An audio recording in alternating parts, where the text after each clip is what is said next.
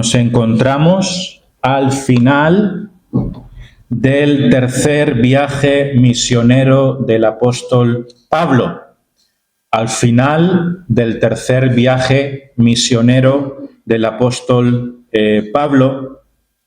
Y vamos a leer algunas palabras de este capítulo 21. Ya hemos leído del 1 al 16, y para no repetirlo, ahora vamos a volver a leer, pero solo una parte, y es cuando en el versículo del 10 al 13 hay una advertencia. Hay alguien que dice que Pablo, si va a ir a Jerusalén, pues ha de tener cuidado porque le van a arrestar, va a tener problemas. Entonces, fijaos aquí que dice en Hechos 21, versículos del 10 al 13, lo siguiente: y permaneciendo nosotros allí algunos días, descendió de Judea un profeta llamado Agabo, quien, viniendo a vernos, tomó el cinto de Pablo y, atándose los pies y las manos, dijo: esto dice el Espíritu Santo, así atarán los judíos en Jerusalén al varón de quien es este cinto, y le entregarán en manos de los gentiles. ¿Quién es este varón? Pablo, ¿no? Al oír esto, le rogamos nosotros, ¿a quién? A Pablo, y los de aquel lugar, que no subiese a Jerusalén, porque iba a haber problemas, iba a ser perseguido. Entonces Pablo, versículo 13, respondió: ¿qué hacéis llorando y quebrantándome el corazón? Porque yo estoy dispuesto no solo a ser atado, mas aún a morir en Jerusalén por el nombre del Señor Jesús. Entonces, Lucas relata en primera persona. Os habéis dado cuenta, ¿no?, que hay un hombre relatando estas historias en primera persona. El trayecto de regreso de Pablo y los discípulos, porque regresan a Jerusalén. En la predicación anterior, en el capítulo 20, os acordáis que vimos una despedida, una despedida muy emotiva de Pablo en Mileto, que convocó a los pastores, ¿no?, y les dijo que debían ser fieles al Señor, fieles al Evangelio. Les advirtió sobre los falsos maestros, dio unas últimas palabras y les dijo que ya no volverían a verle. Y después de esa escena es lo que viene ahora, y en resumidas cuentas, Pablo y los discípulos y Lucas pues se dirigen hacia Jerusalén. Y este texto nos va a enseñar que van a pasar por diferentes lugares, diferentes ciudades de camino a Jerusalén, pero lo que tenemos que entender de una manera muy simple es que ahora que Pablo termina el tercer viaje misionero y va de regreso a Jerusalén, es en ese momento cuando van a empezar sus prisiones. Es en ese momento que lo van a arrestar, que lo van a perseguir, que lo van a acusar, lo van a meter en la cárcel, y todo ello va a desembocar en su muerte, en realidad, ¿no?, más adelante, pero de manera especial va a ser arrestado y llevado ¿a dónde? A Roma. Y de ahí van a salir varias cartas pastorales de su arresto. un arresto domiciliario más adelante, varios años, pero para que entendamos un poquito la foto, es que se termina el tercer viaje misionero, va a Jerusalén y a partir de ahí comienzan sus prisiones. Y más adelante se escribe Filipenses y otras cartas desde sus prisiones, ¿no? Entonces, esto es a grandes pinceladas lo que vemos aquí. Y en estos versos del 1 al 16 se mencionan varios lugares. Ahora no vamos a dar una clase de geografía, pero para que nos entendamos, si nos ponemos así en el mapa del mundo, aquí tenemos Europa, ¿no? España, Francia, Alemania y Europa. Y cuando nos vamos para allá, ¿verdad? A lo mejor está Asia, Oriente Medio. ¿Dónde estaría Jerusalén, más o menos? Pues por el Oriente Medio, ¿no? Yendo para allá. Entonces, los lugares que se muestran aquí están en Grecia, están en Turquía. Son los lugares, porque Pablo ha estado en Europa predicando, pero ellos se van en esa dirección de regreso a Jerusalén. Entonces, eso es más o menos la geografía. Y bueno, se menciona, por ejemplo, en este texto Cos, Roda, Pátara, Tiro, Tolemaida, Cesarea y Jerusalén. Son islitas, ¿no? Que van con el barco y van pasando en diferentes islas y se encuentran con creyentes y hacen pequeñas paradas. Por ejemplo, se habla de que en Cesarea están varios días en casa de Felipe, el evangelista, ¿no? Y así, hasta que llegan a Jerusalén. Entonces, esto es lo que vemos un poquito en la primera parte de este capítulo 21 de Hechos. Versículo 1 al 2 se ve la escala en Cos, Rodas y Pátara. Versículo del 3 al 6 pasan unos días en Tiro con unos discípulos. Versículo 7 se habla de Tolemaida, donde están un día allí. Versículos del 8 al 14 están en Cesarea, varios días en la casa de Felipe, el evangelista. Y ya del 15 al 16 llegan a Jerusalén y se habla de un tal Nasón, un discípulo. Y bueno, entonces lo que vemos aquí son varias paradas. Pero yo lo que quiero que nos demos cuenta es que nos enseña estas cosas a nosotros como creyentes. ¿Qué nos enseña este regreso a Jerusalén a nosotros como creyentes? Y lo primero que podemos decir es que es necesario buscar la dirección de Dios y obedecer también al Señor, aunque el camino sea difícil. Aunque el camino sea difícil. Porque ¿qué le pasa a Pablo? Le están anunciando que va a tener problemas.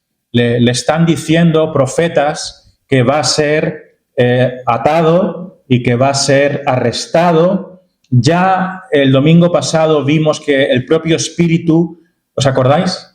Le mostraba ya, le anticipaba a Pablo que iban a venir sufrimientos y prisiones. Y además los discípulos le están advirtiendo, le dicen, Pablo, te van a arrestar si vas a Jerusalén.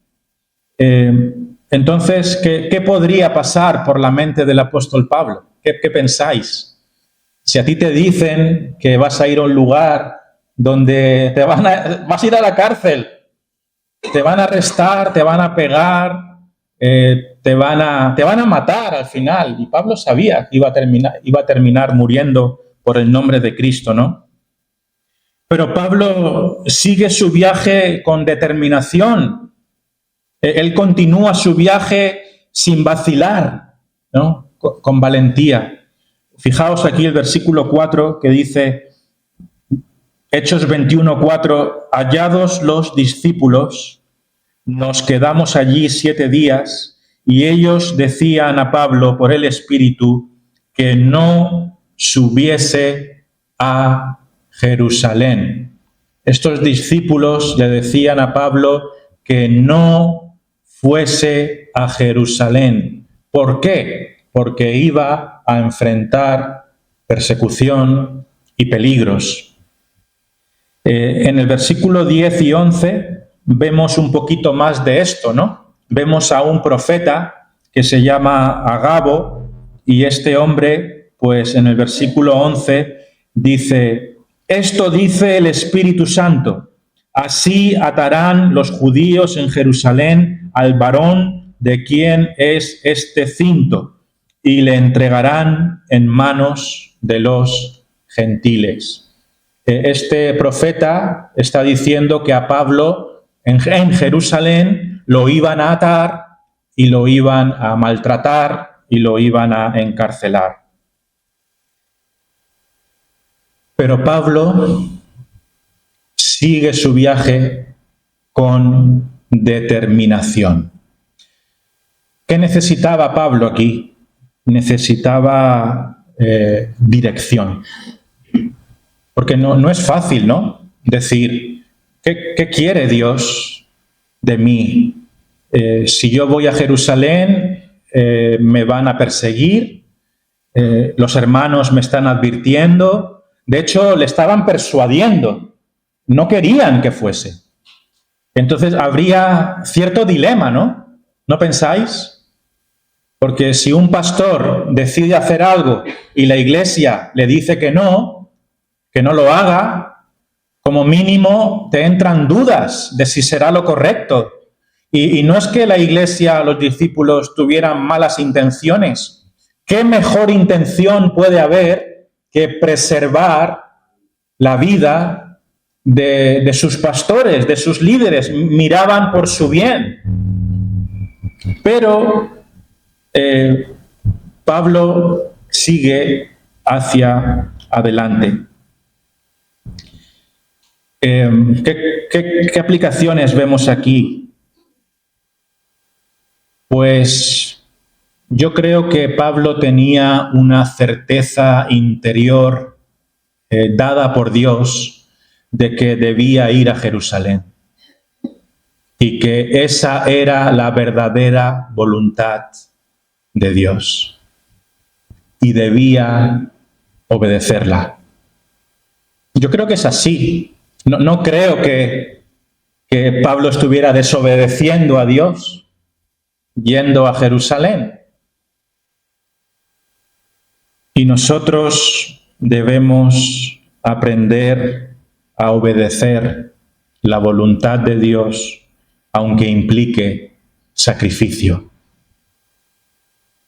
Debemos aprender a obedecer la voluntad de Dios, aunque implique sacrificio. Entonces, hermanos, nosotros como pastores os tenemos que guiar hacia la obediencia. Y esa obediencia a veces implica sacrificios. Y debemos alertaros y alertarnos nosotros mismos en cuanto a la comodidad. La vida cristiana requiere sacrificios. No podemos ser cristianos cómodos. Ya no solo hablamos del servicio cristiano, ¿no? De la misión que tenemos como creyentes. Es que la propia vida cristiana es un sacrificio. El mero hecho de luchar contra el pecado es un sacrificio. El tener una vida santa es un sacrificio. Entonces, no hay vida cristiana sin sacrificio. No hay vida cristiana cómoda. Entonces, pensemos en el ejemplo del apóstol que estuvo dispuesto a sacrificarse en obediencia. La obediencia a Dios requiere sacrificio. En segundo lugar, vemos aquí la importancia de la comunión cristiana y el apoyo mutuo. El apóstol estaba acompañado no solo de los compañeros de viaje, los discípulos, pero también estaba acompañado de las propias iglesias, porque visteis que oraron juntos, se despidieron. Versículos 4 y 5, ¿no? Hallados los discípulos, nos quedamos allí 7 días y ellos decían a Pablo por el Espíritu que no subiese a Jerusalén. Entonces, Pablo y los misioneros tenían relación con los cristianos de estas iglesias, tenían comunión, se animaban unos a otros.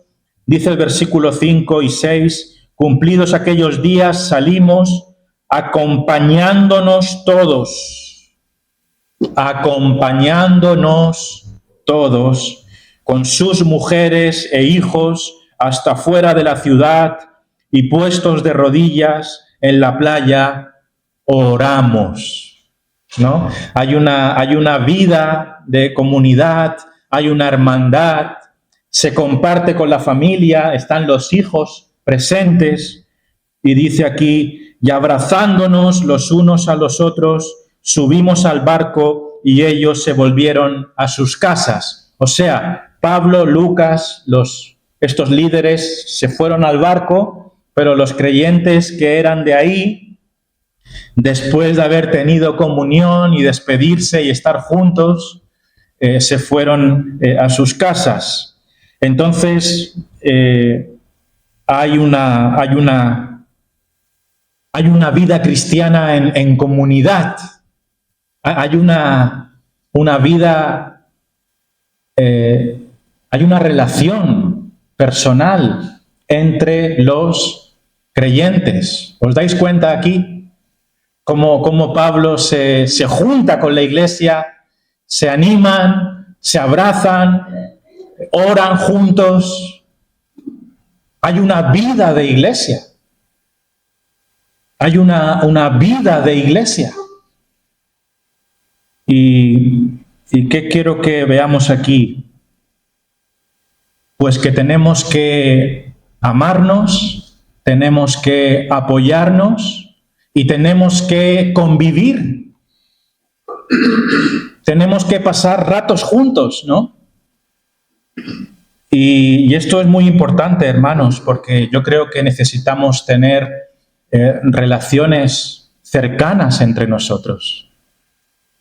Porque 1 hora a la semana no da para mucho, ¿no?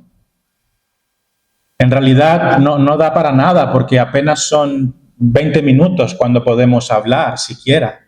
El resto del tiempo estamos en silencio y, bueno, haciendo un culto que está bien, pero necesitamos tener una vida compartida entre nosotros. Tenemos que convivir. Entonces, no importa que no sean reuniones formales, oficiales en este local. Tiene que haber una vida de comunión entre nosotros. No importa que estemos los 50 a la vez juntos, pero nuestras familias tienen que reunirse. Tenemos que orar juntos. Ayer tuvimos un bonito tiempo en casa de Ricardo y su familia, y es de eso de lo que estamos hablando, ¿no? Necesitamos tener vínculos más personales para tener una vida de iglesia viva. Aprovecho para decir que nosotros los pastores, pues, tenemos el anhelo de poder pasar más tiempo con los miembros de la iglesia y con los creyentes en general, de tú a tú, visitando los hogares. Es un área en la que nosotros hemos fallado muchísimo. Es un área en la que creemos que como pastores hemos fallado mucho. Pero con la ayuda del Señor es algo que queremos mejorar.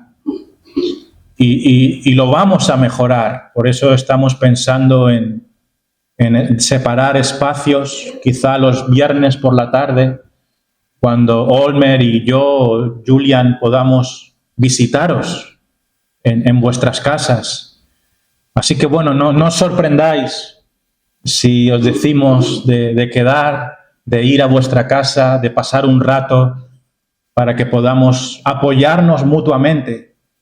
Porque no es solamente que los pastores van a animar a las ovejas animan a los pastores.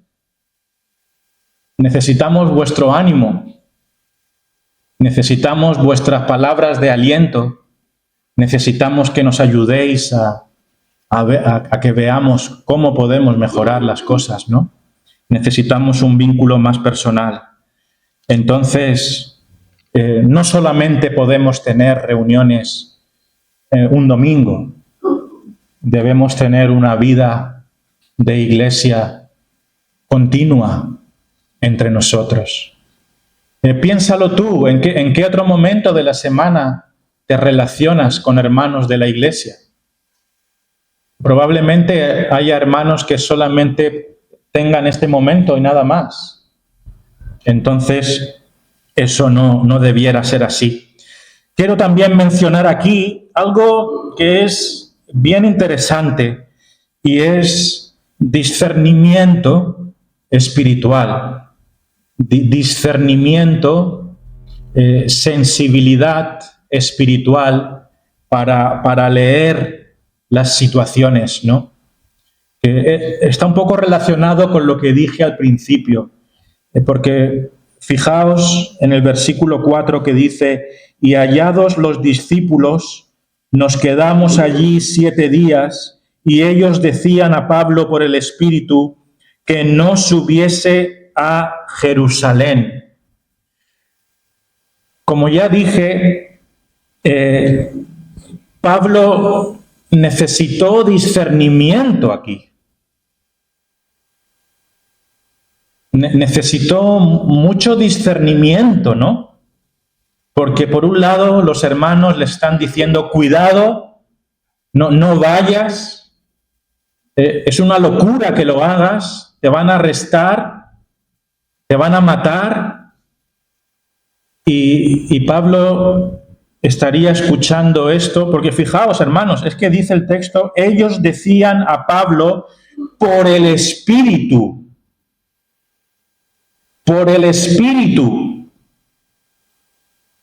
Esto es muy interesante. Y es que no eran meramente palabras humanas, opiniones, mejor que no vayan, no, es que es el Espíritu el que le está diciendo a los hermanos que adviertan a Pablo acerca de esto. La iglesia tiene que ser sensible a la guía del Espíritu Santo. En el caso nuestro, eso se consigue a través de la guía de las Escrituras, lo que es bíblico y lo que no es bíblico, pero también la voz de la congregación es una buena consejera. Lo que la iglesia percibe es algo que los pastores tienen que tener en cuenta. Pero el caso es que Pablo no hizo lo que el Espíritu decía. ¿Cómo podemos entender esto? Bueno, yo creo que aquí no había una prohibición. Lo que había era una advertencia. Había un anuncio para que Pablo supiera lo que iba a ocurrir. Y esto requiere discernimiento. En la mente de Pablo debería pasar la idea de, ¿qué querrá decir esto? ¿Que no debo ir a Jerusalén? ¿O que sí debo ir a Jerusalén siendo consciente de lo que me va a venir? Y creemos que precisamente lo que hay aquí es una advertencia profética. Hay una advertencia. Una cosa es saber lo que va a suceder, lo cual siempre es bueno, es de ayuda, ya estás preparado para afrontar esos sufrimientos, pero no es que hubiera una prohibición. Entonces, hermanos, qué importante es el discernimiento de la voluntad de Dios. Y puede haber ocasiones en las que incluso la Iglesia pueda pensar algo, y ese algo es lícito, y ese algo es mirando por el bien, pero que aún así no sea la mejor decisión. Así que tenemos que pedir mucha dirección a Dios en cuanto a lo que hacemos. Tenemos que discernir entre una advertencia y la verdadera dirección de Dios, la verdadera dirección de Dios y su voluntad. Esto ya le pasó también al Señor Jesucristo, ¿no? Cuando le dijeron que no fuese porque iba a morir. ¿Y qué dijo de él? ¿Y qué dijo él? Apártate de mí, Satanás. Entonces, obedecer a Dios y hacer su voluntad a veces requiere un sufrimiento y un destino fatal, ni más ni menos, ir hasta la muerte. Entonces tenemos que ser sensibles a esto y pedir sabiduría. También es importante, hermanos, la hospitalidad como parte del servicio cristiano.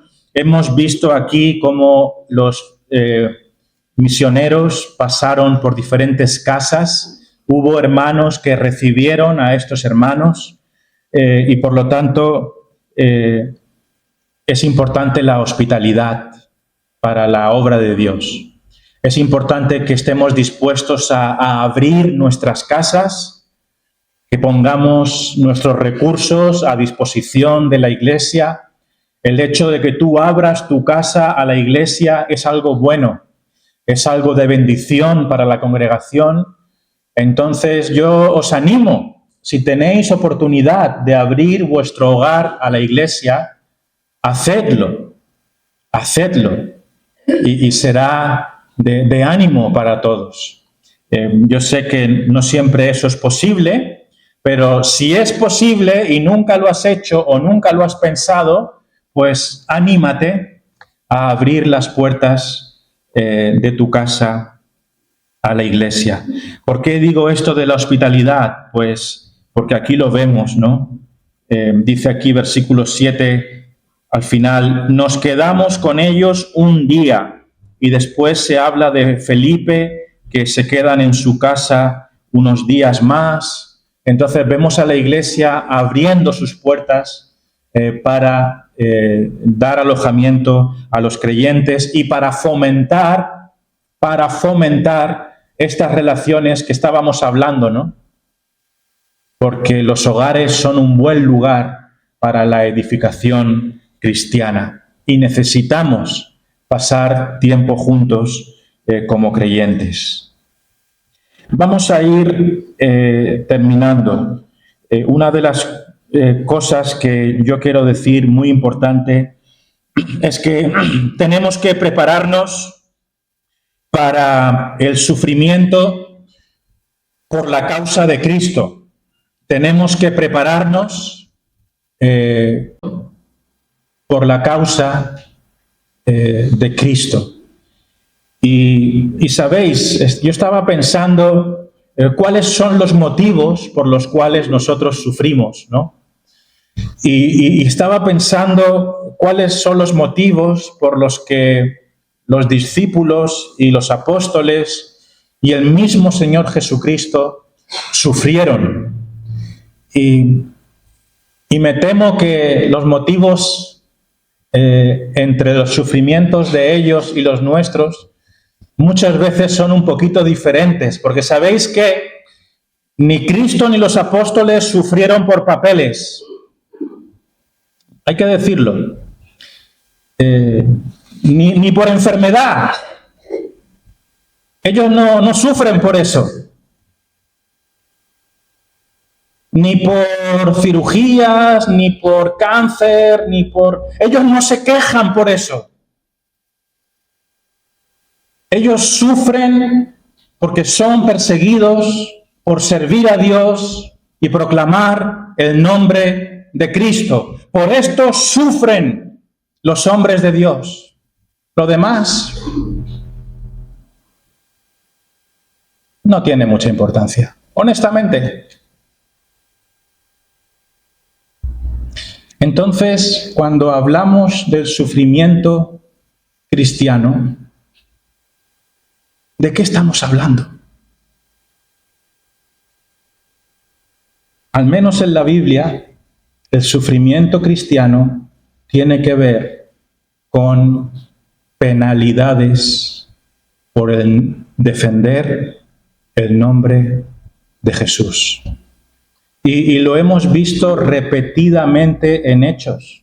De principio a fin, las luchas, los sufrimientos, los arrestos vienen por proclamar el nombre de Cristo. Y las oraciones vienen a decir: Señor, danos valentía para seguir proclamando el nombre de Cristo.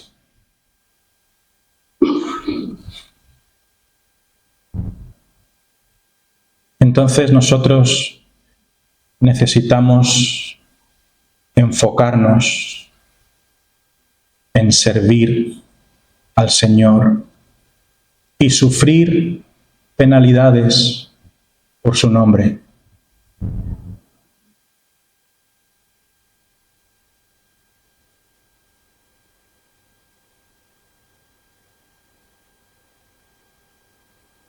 Y aquí vemos cómo Agabo hace una advertencia, ¿no?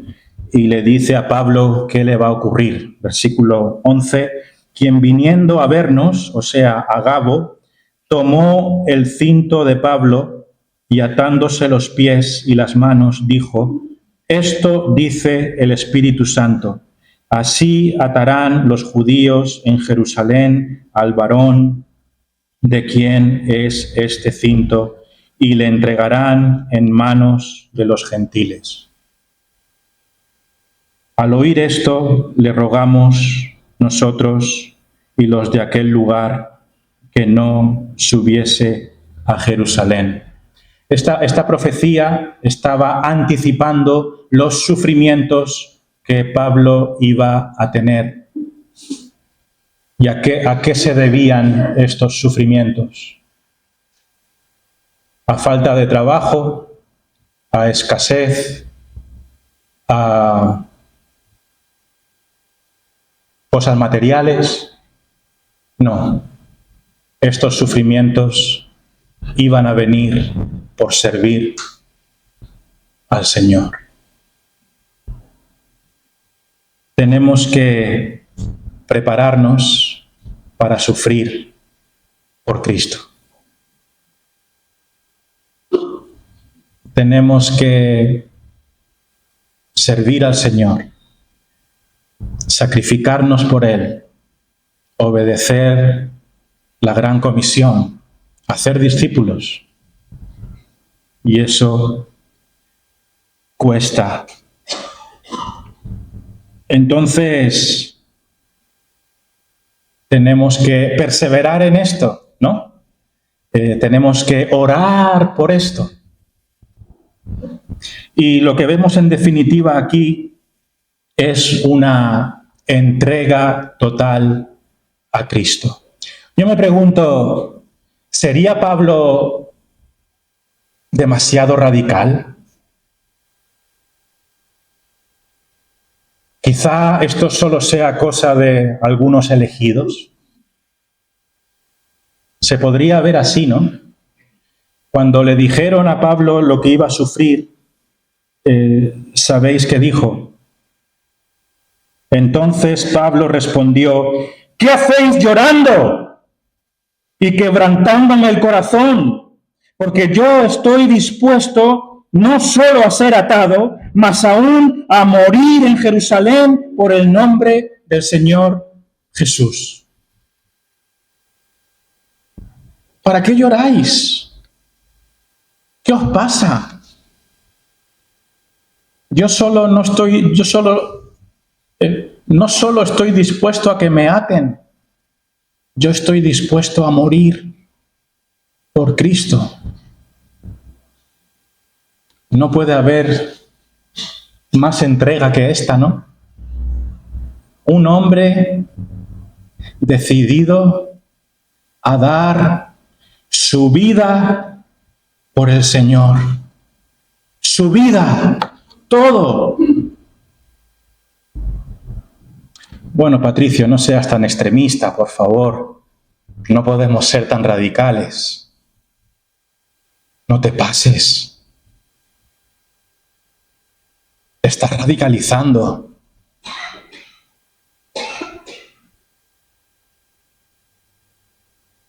¿Tú estarías dispuesto a morir por Cristo?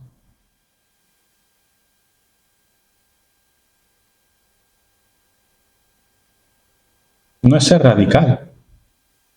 El que no está dispuesto a morir por Cristo no es su discípulo. Entonces, hermanos, no se trata de que tengamos que hacer locuras. El apóstol era el apóstol, lo sabemos. Lo que queremos entender aquí, y yo os exhorto, es que tenemos que dar nuestra vida al Señor. Tenemos que dar al Maestro lo mejor. Tenemos que hacer sacrificios. Tenemos que sacudirnos la comodidad. Hemos de tener cuidado de no convertirnos en una iglesia acomodada. Tenemos que pagar el precio. Tenemos que tener una vida de fe comprometida.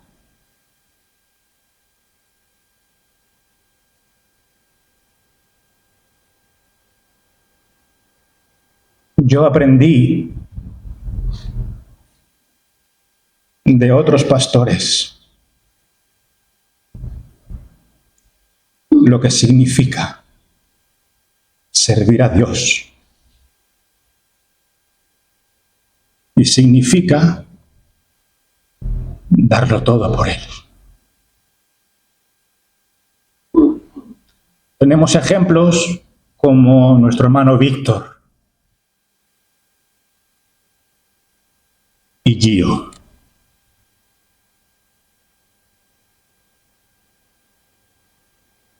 No había nada más importante. No había nada más importante.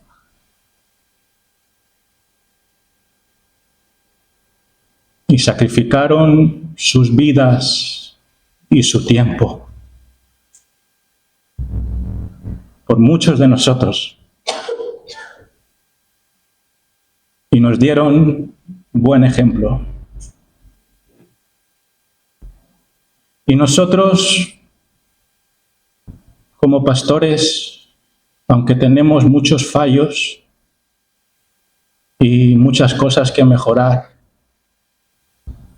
también tratamos de daros ejemplo. Por eso, a menos que estemos enfermos,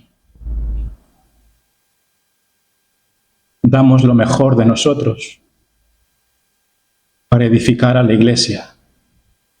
Y por eso yo os ruego, hermanos, y os animo a que deis lo mejor de vosotros al Señor, a que imitéis el espíritu de Pablo, que a pesar de las dificultades se sacrificó hasta el final.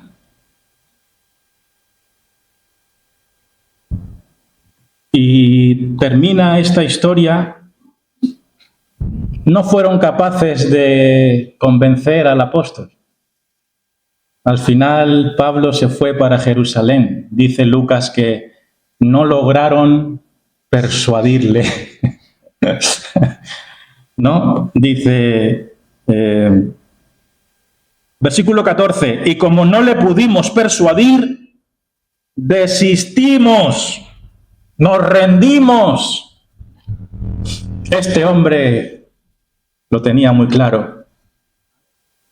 Debía llegar hasta el final. ¿Y qué dijeron?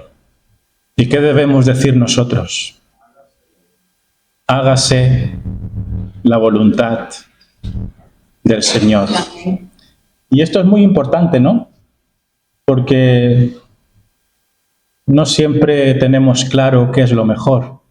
Estos hermanos pensaron que lo mejor es que Pablo salvaguardara su vida, pero Pablo decidió ir al peligro. Pero por encima de todo, nosotros tenemos que encomendar nuestro camino al Señor. Recordamos, busquemos dirección y obedezcamos al Señor, aunque el camino no sea fácil. Busquemos dirección y obedezcamos al Señor, aunque el camino no sea fácil. Es importante nuestra comunión cristiana. Es muy importante. Y creo que podemos mejorar un poquito esto. Sobre todo, hermanos, no paséis, no os aisléis. Buscad comunión con los hermanos, con los pastores. Seamos constantes en esto. Apoyémonos mutuamente. Busquemos discernimiento. En la Iglesia a veces tenemos planes que pensamos y que a lo mejor nos estamos equivocando. Debemos orar por discernimiento, que nos dé sabiduría al Señor para hacer lo que conviene para su voluntad. Hoy tendremos una asamblea de miembros y este discernimiento es importante.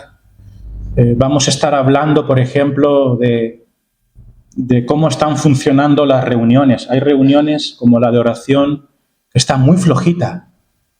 Necesitamos discernimiento para ver qué podemos hacer para, como Iglesia, funcionar de una manera mejor. Seamos hospitalarios, abramos nuestro hogar, estemos listos para sufrir, estemos dispuestos para entregar nuestra vida a Cristo y que sea su voluntad. Amén.